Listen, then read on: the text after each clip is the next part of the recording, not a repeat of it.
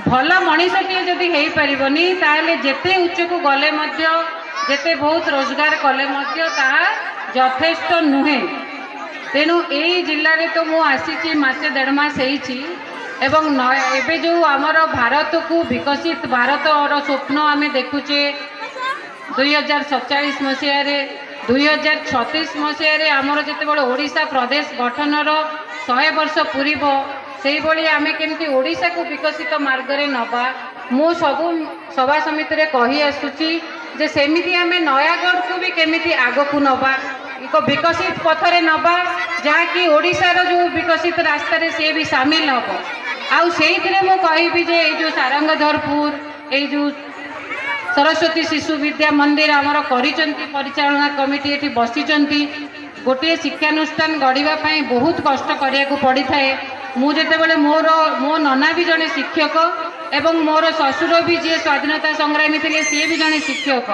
सी निज जमी बाड़ी बिकी यही बेगुनिया कंटाबाड़ ठारे नीलकंठ विद्यालय स्थापन करते शाशु कहती घरे खाଇବା पीवाई भी असुविधा हुए से माने बहुत बड़ परिवार 7 पुओ 2 झील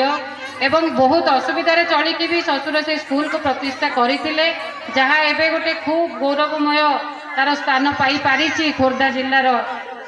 स्कूल भितर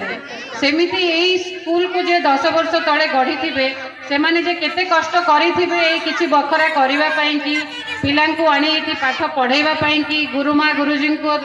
दरमा दबा पई एवं सब प्रकार उन्नति पई मु सेटा ठीक बुझी पारुछि। आपण मानकर जो रही आमर तो जिला परिषद प्रेसिडेंट कहले से यही जगार नेता प्रतिनिधि तेणु ये जो जगह मागिचंती बा सेथिपाई स्कूल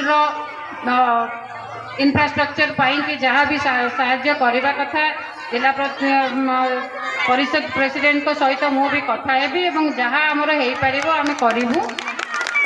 मु अनुरोध करी पिला माने भी बहुत व्यस्त हेलेनी नाच गीत करेंगे मु कौन भाषण दवा को भल पाएनी काम करने भल पाए तेणु जहाँ दरकार आमको जनइबे आउ पिला मानकु कहबी जे से माने पाठ मन दे पढ़ंतु आग को जातु ये स्कूल रो ना को आग को नियंतु एवं आम जिला को भी आग को नबारे साहाय्य करंतु। धन्यवाद।